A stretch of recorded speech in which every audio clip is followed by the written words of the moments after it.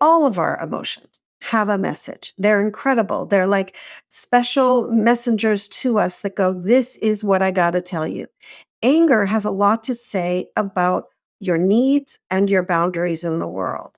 And so, if we can go, oh, this is what anger feels like for me, and I'm allowed to feel it, now I have access to the message.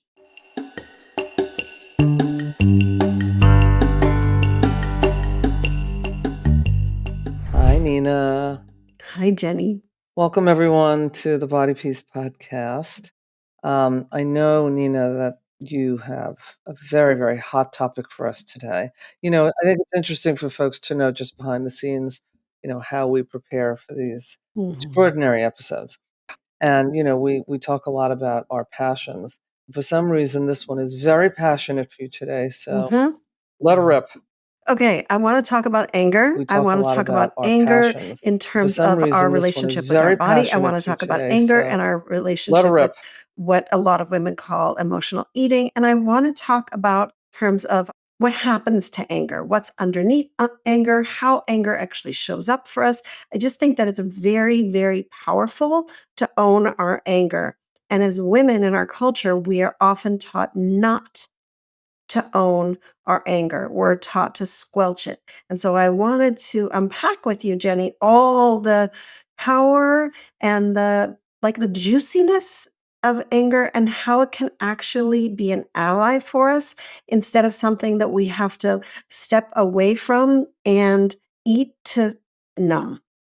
So, what's your take on why we are, as at least as females, told that in some ways directly, in some ways indirectly, that anger is not appropriate, that it's unattractive, that it is somehow not the thing for us to experience, even though, of course, we do. Right, of course we do. And women, at least of my generation, and I'm 61. So women of my generation were taught to be good and taught to be nice, and raising your voice or expressing something very strongly in with force and with a sense of energy behind it where you're displeased with something is not acceptable because it's not people pleasing behavior, right? When we're expressing anger, we're expressing that something isn't okay with us. We're expressing sometimes a boundary or something that is morally just hits us wrong in the world. And we're saying, no, it's a very activating emotion. Anger has a lot of energy to it. And so it's powerful. That's why it's so important to own. And when I was growing up, no, that was not the way it was supposed to be. You're not supposed to be powerful. That came across as aggressive or bitchy. Well, No, I mean, we all know that was that in the not the way it corporate was supposed. world, right? Mhm. A woman is bitchy, a man is aggressive, right? And Yes. there are many parallels like that. It's interesting to distinguish, though, I think, between anger and rage. The last thing I want is for everyone to come off of this podcast today and go to their windows and say, I'm not going to take it anymore, if you remember from that movie. And so there is a difference. Rage is really something that is almost uncontrollable. It can hurt other people in a physical way as well as emotional, it can hurt yourself. Rage is really not in one's control. Anger, like all emotions, gets expressed to the degree that you allow it to flow and that you understand what's happening and what's behind it. Well, the difference, Gets right, in what you're expressed to the explaining degree is that you embodied allow it to versus flow out of body, right? and that you Rage feels out understand of our what's body. It happening and feels what's like, behind it. wow, like we aren't owning that feeling. Anger is a very embodied experience. It's hot. It feels hot, Mm, right? Versus you've got a lot of anger that hasn't been expressed, and then you've got resentment, and it feels very dull. It feels old and it mm. doesn't feel hot anymore. It just feels kind of heavy, right? That's what resentment feels like. So I'm It sure feels we all old have and our it own doesn't feel stories hot about anymore. It why just feels we feel kind of anger, heavy, past, right? That's present, what maybe resentment future. feels like. And I think there's something called a collective anger. And I think that's worth mentioning, right? That we live in a time where There are lots of things happening globally, politically, in lots of different ways. Not that we're taking a position here, but the truth is that I think we have this I experience this accumulation on a daily basis of some combination of upset, frustration, shock, sometimes even pessimism, and underneath it all and fear, underneath Yeah. it all is really anger. Yeah. Because to me, it's sort of like the ultimate cape that takes in all of those other emotions. Right. All And if we're is not really anger. letting ourselves Because to have me, it's that, sort of like the right? ultimate cape There's that takes in information all that of we're those missing, right? other That's the emotions. take home message here is that all of our emotions have a message. They're incredible. They're like special messengers to us that go, this is what I got to tell you. Anger has a lot to say about your needs and your boundaries in the world. And so if we can go, oh, this is what anger feels like for me, and I'm allowed to feel it, now I have access to the message, right? So let me say this about one of the things in the world that I'm very angry about is how women, people, are being told all the time that their body is not okay. And Mhm. right now, with the rise of GLP-1s, and again, I'm not saying GLP-1s are good or bad, but with the rise of GLP-1s, there are so many messages coming at us that our bodies are not okay. You're not okay if you're not taking the GLP-1s. If you are taking the GLP-1s and it's not doing what the poster says it should do or the ad says it should, then you're still not okay. And instead of us being angry that we're being sold once again this correct body that we're supposed to have, we go, oh my gosh, I'm doing it wrong, right? Instead of our anger going out, which is where it becomes impactful and useful, it gets turned in and we feel bad. And for those of us who have used food as a way to make ourselves feel better or not feel, then Not food becomes the backup plan. for sure. And it's important to talk about marginalization, right? So, you know, people feel marginalized for any number of reasons, whether it's their ethnicity, their skin color, where they've come from, where they were born, their gender choice. And people are marginalized because of body size. And body size has always been sort of the last bastion of allowable marginalization. And I think what I'm hearing you say is that while there are so many people walking around saying, "Oh, thank God my food noise is gone," and great if Mhm, that's the experience, yes, I'm also hearing like, "Oh my god, now there's this whole new conversation out there mhm, that allows my body size to be compared and judged, and if not by everyone, certainly now by myself, because I'm now comparing to everything else that's happening around me because there's so much conversation about it." yeah, it's one of the things that I ended up talking a lot in my individual sessions and in my Mm, groups there's right so before, much as we're conversation about it. head into the holidays, which is where we are time-wise right now, which is how do I handle the conversations around my body, around someone else's body? And again, let's notice, does it make you angry? Because right there is a need. I have a need to have a boundary. And I need to have some tools about how to set that boundary so people are not commenting about my body or somebody else's body, or the entire conversation is based on what people are eating and how much protein and what diet and what's the scale saying. Well, as we're recording this, right, Thanksgiving just occurred, and Mhm. I'm, Much it's protein it's and what Monday right diet after and what's the Thanksgiving scale weekend, and saying. I'm sure that people have had a variety of experiences, that are making them angry. Mhm. And so, the idea is to now think about, well, how do we go into whatever other holiday gatherings are gonna take place over the next month or so, whatever Yeah. is your holiday.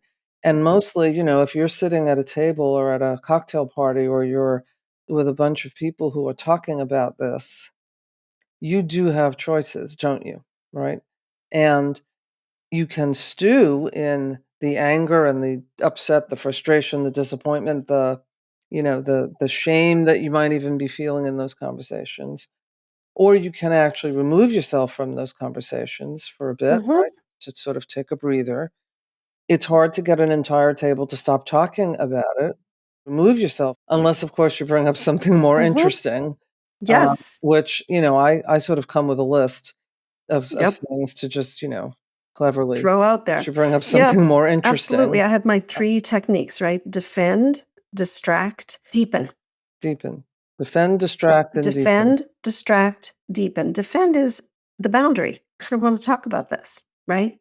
Like, let's talk about anything else. Mhm. Distract is, what are you watching on Netflix? Anything interesting? Right, And deepen is, do you know the rates for eating disorders in young women?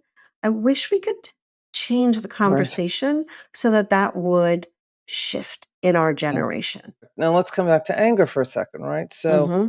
you could be sitting in a Conversation holiday so that situation, that you could be would sitting at a meal, you shift. could be just, driving your car and experiencing anger either at the events of the day, something you're hearing on a podcast, heaven forbid ours, something you're hearing on the radio, something that's just been stewing and brewing. And maybe it feels uncomfortable to experience anger. What do I do with this anger? What's the point? Hmm. Just because I'm feeling it doesn't mean it's going to do anything. Well, let me just say this clearly: not expressing it will absolutely have an impact. Yeah. It will have an impact on your physical well being, and it will have an impact, perhaps, on how you manage the ways in which you want to numb that feeling. Yeah. Yeah. Yeah. Have an The other impact, thing is perhaps, like how on to how do that. We've all seen the stereotypical like yell into a pillow. Honestly, it helps. Scream it when you're sitting at the red light, right? Take a tennis racket and bash your mattress so into true, a close the pillow, windows. close the windows, right? It actually is helpful to have that anger, actually, that So true, heat close the windows. move through your body with a sound, with a movement. Because what happens with all these emotions that we have, if we don't actually let them be embodied, let them move through our body, we're holding them tight. And that has an impact. And one of my personal theories is around complaining and disappointment and anger. That what happens when we don't let ourselves be, I am so furious, and I'm allowed to have these feelings that I wasn't raised, in my family, nobody was allowed to be angry, or there was one identified person who was allowed to be angry, and everybody else The angry one. tiptoed, Mhm. right? That's a dysfunctional family, alcoholic or drug addicted family, right? So if great, I'm having this big, oh, but I squash it, then where is that going to go? And where I hear it often go, when I often ask clients, is when I hear them complaining about the same thing over and over. I'm like, oh, so what's inside of that complaining? Mhm. I'm disappointed. Something didn't show up the way I wanted to. And what's underneath that disappointment? I'm angry. So, That what I complaining. hear you I'm also say, disappointed. Mina, Something is didn't show up that the way I wanted to. there are people And who will what's say, underneath "Oh, that what's the point? disappointment? What is the I'm point of angry. feeling angry? It's not like anything's gonna change. It's not like I can do anything about it." Well, say, you get to decide what creative solutions you do or do not want to enact. It's Mhm, not like I mhm. but the idea is that whatever your emotions are, they're there. Whether you like it or not, they are there. And the work that it takes to Wait, squelch let me say that. Let me but just the idea underline what is you that just said. whatever your Whether emotions you are, like they're it there, or whether you like. not, Yes, they are there. No, yes, no, I don't have those feelings. You do. right, Line what and you when just you don't said. express Whether them, Mhm. your body suffers, and that's really the Yes, point. I've those heard feelings. countless times, "Oh, that's not my style, I'm not an angry person." We're not suggesting that you take on an identity that's called angry. We're Mhm. talking about a rainbow of emotions. We're Mhm. talking about a range. I could name 25 different emotions, and anger happens to be one of them. Yes. And yet it's the one that we tend to avoid the most. I think Yep. there are people, I would say most people are Yeah. afraid of their own anger. Yeah, afraid that it will get out of control, afraid that it will be expressed at the wrong moment, afraid that totally. that someone will interpret it the wrong way, especially a loved Yeah. one, a child, something like that, I'll will say be something expressed that at the I wrong will moment, regret. afraid that That's the line, that right? someone that's actually the point, that if you don't express it, actively don't express it, at some point it'll just bubble over anyway. Mhm. So you might as well let it out at your rate, yeah. It either bubbles over Actively don't or express it it, gets at some point directed it'll just bubble over anyway. internally, and So you then might it's as well let I'm it out at bad. your rate, yeah. I'm wrong. I hate my body. My body betrays me every second. Oh my gosh, I can't eat like a we focus that anger inward specifically towards our body image suffers, and to our eating behavior. And then it becomes the war on food. Because it's easier often to go, I'm the problem. That's what our culture has taught many of us. I'm the problem. The problem is not the culture, but the problem, just to remind you, is the culture, is diet culture, is a whole world saying you're not okay the way you are. I'm angry Yes, about and that. there's a whole world that's telling you you're not who you should be in a million other ways too, not even just body size, right? So Totally. I wanna come back to this idea of, well, alright, so if I understand that anger is inevitable, the lack of expressing it is gonna hurt me and my body and my emotions and probably my relationships, then what are the ways in which I can express that anger that give me power, that are in my Mm. control, that I don't become this, sort of out of control, rageful, person? One of the things that I really think people find very, very helpful, if you have access, is an entire set of dishes into a fireplace. Now, that's not really practical, I it's love hard to that. do, but if you can even just imagine the Mm. action of that, Yeah, sometimes that's enough to enact the emotions. love that. Imagine just tossing a plate into the fireplace, Mm. tossing another one, Yeah. and obviously nobody's getting hurt, tossing it into the fireplace. You can Hmm. almost hear the sound in your head of the Yeah. crashing, and with each crash, there's a thought or there's emotion, and if you actually have access, that's even better. But in the imaginary world of plates in the fireplace, it's an old Gestalt method, by the way. It's really, really very effective. But what you're saying, it's an old World Gestalt of method, which plates is in the connected to internal fireplace. family It's an old systems, right? Gestalt Gestalt method, is by the the way. It's really, precursor, really very this effective. idea that there are parts of us, the way that internal family systems talks about there are parts of us. So you could have this part of you that is the plate crasher, right? And I loved when you were talking about it, Jenny. There was like such energy in your face. You like the sound of it and the kinetic experience of it Mm, and the like of it all. But we all need a good plate crasher part that's yes. like, this is not okay with me. And I'm going to, in my imagination, let that part of me just fly. Yes, and another method that I think is really effective is what I like to call manual journaling. I do not mean dictating, I do not mean Mhm. typing, I do not mean any of those things. I mean taking a good old pen or pencil and paper and writing Mhm. with all of the emotion you can muster. There is something very physical, there's something very cleansing, if you will, Mhm. about literally writing it. It's visceral when you Yeah. write on the page, and you just write until you have nothing left to say. Yeah. And there's nothing you can't say because it's you Yeah. writing it, and you can do with it whatever you wish. You can publish it, you can shred it, you can burn it, I don't care. Yeah. Just do it safely. The idea is that it's a visceral experience. There's a Yeah. physicality attached to anger. And when we don't express our anger, that physicality comes snapping back at us. And that's Yeah. actually, I think, the big point here. Absolutely. I call that rage writing just Mm. because it sounds good, but it is anger writing, right? That rage writing, like letting it go. And the other thing that's connected to that technique is non-dominant handwriting. Ah, yes. So years ago, I did a lot of inner child work on myself. And so I was constantly with crayons. I'm right handed with my left hand, non dominant, and letting that side express. So if it's hard for you, for your logical brain to be like, I am angry about this, I'm angry about this, Pick up that pen or marker or crayon, even better, with your non dominant hand. Get a nice big piece of paper because it's not going to come out nice and tidy and controlled. That doesn't happen with your non dominant hand. So it allows for a freer expression. And it might just be colors, it might not be. Yes, for sure. You also talked about parts of us. There are parts that are present and there are parts that are past. And often I hear from clients that I work with, well, okay, so big shot. What am I supposed to do with I let them call me that. What am I supposed to do with anger that's directed at someone who had the temerity to die, who's not Mhm. here anymore? I can Mhm. scream from here to tomorrow. They're not going to hear me. I'm not so sure they're not going to hear you, but that's another story. Okay, but they're not going to hear Mhm. me.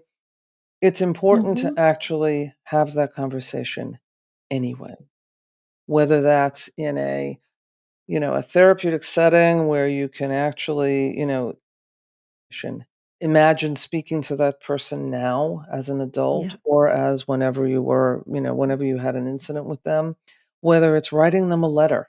It doesn't matter whether or not they'll ever get it. It's just writing that letter. Here are the things I've been wanting to say. You may not hear anything back. I'm leaving doubt here, but you may not hear anything back, but you still get to express it all. At some Yeah. point, and this is a hard point to make here, um, there is a way in which we want to let the anger go until the next time you feel it, right? But you want to be able to let the anger go and leave your body somehow in a state of peace. And so some of that requires expressing it in the most physical ways you can and then being kind to that body, whether it's through deep breathing or meditation, if that's your thing, just taking a lovely walk in nature for 15 minutes. That's all it takes, Yeah. just to then cool the system down a bit. It's I your love thing, those words, just right? taking a Cool lovely the walk system in down nature for 15 because minutes. That's all anger, it it's one of takes, the ways you'll know it's just to angry. then cool the It's system anger, down a bit. right? That flush of heat. And when we really let it come out and let ourselves express it, we're going to have warmth in our body. And so giving yourself that space to cool down is so important. It's also really important when we're exploring anger to look at what did it look like growing up? What were the models of anger that I Mm. had, right? Because was anger complete in my house? My dad was the only person who was allowed to be angry, and it was out of control. And so I grew up, no, not doing that. Definitely not doing anger because to me, that's what anger looked like is being out of control. I don't know if you That know this, no, but it's a not doing requirement that. to be a Definitely therapist. You have not to have doing anger angry because, fathers. oh gosh, So it either feels that like or that either that or sometimes. you and I were living in the same house. I'm not sure, but yes, okay. One or the other. Right, okay. So it's important, whether you saw your mother, right? Oh, she's angry. And then she locked herself in her room. Or you saw a sibling or an aunt or an uncle or whoever in your growing up years take out their anger with a bottle of alcohol or sit down with a whole cake. Whatever it is, what did you see? It's so important because that's how we learned how to do feelings by the people around us. I think that's a critical point, and it's a hopeful point because it Mhm. means that we're constantly learning beings, and we can learn different ways, as we Mhm. evolve. We hope we evolve.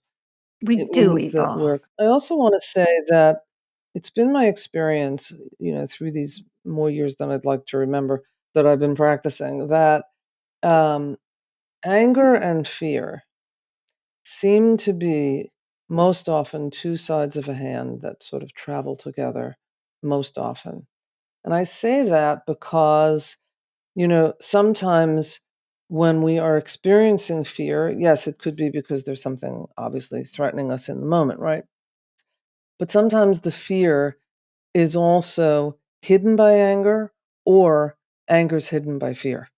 And Mhm. so I ask you to just consider that these 2 sort of travel together and they both have the right to be expressed. Neither one needs to be suppressed unless, there's a safety issue Well, let's play it together, out, and they Jenny, both because I have the love right that to point. be So let's expressed. play it out, Neither right? one I'm very needs to be angry at our suppressed diet culture. unless, I'm there's very a safety angry issue. at the rise of idealizing thinness. So if we look at, okay, so what's the fear in there? The fear is that women will be oppressed by sizeism forevermore, and we will have less power than we do inherently in our culture because we diminish ourselves both by pressure to be small and by a feeling like we're not good enough.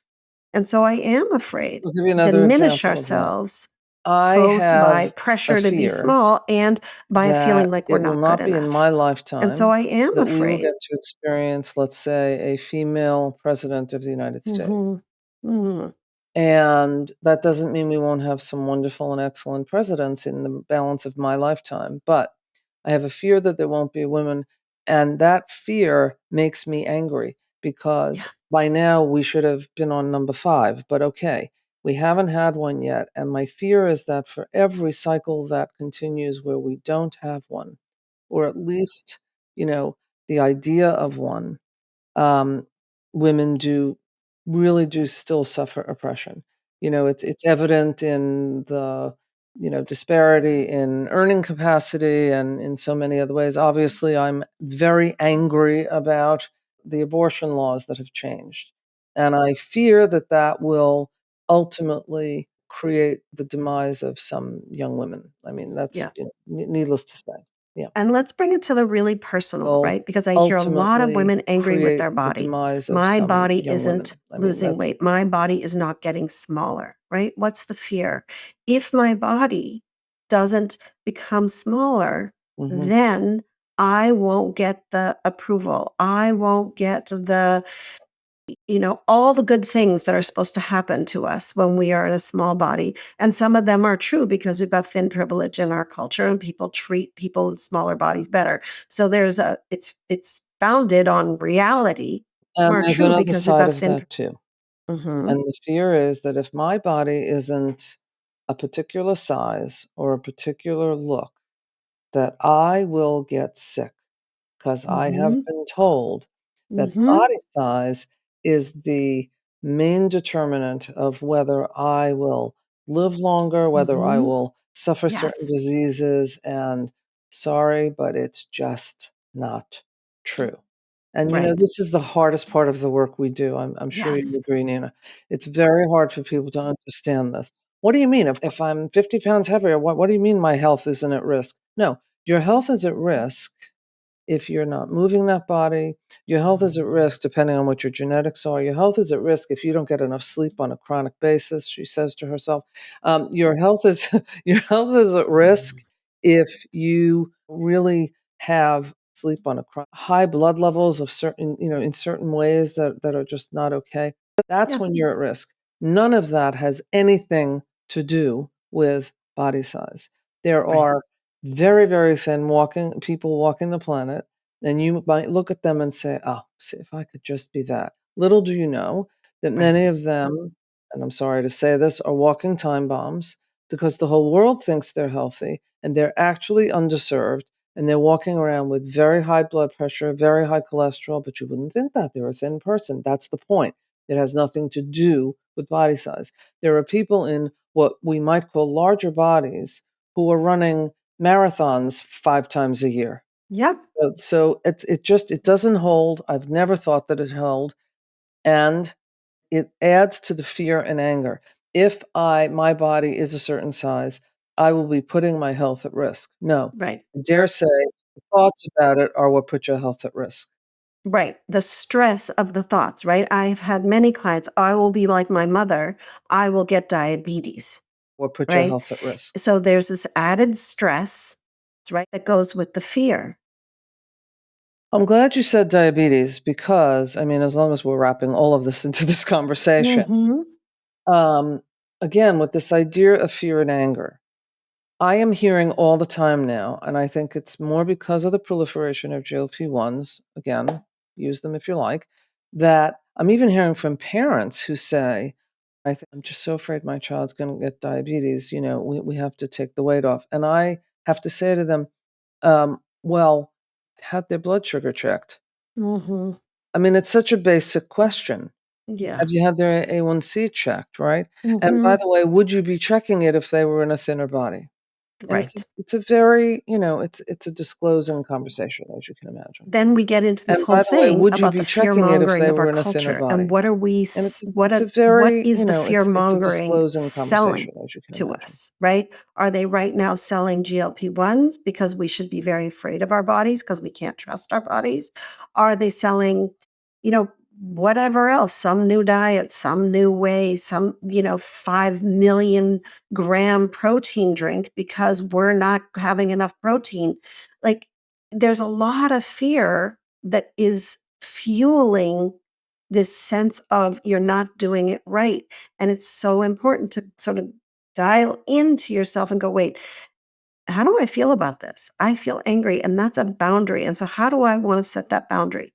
Maybe I want to start unsubscribing to certain things on Instagram or Facebook so that less of that Mhm. chatter, fear-based chatter is coming at me. And that's the power. That's where I want to reel back to the power of owning our anger, Mhm. the power of saying, yes, I'm angry. This is what I'm angry about. What do I need? Because our anger speaks to us in a lot of heat, but inside is that message, I have a need here.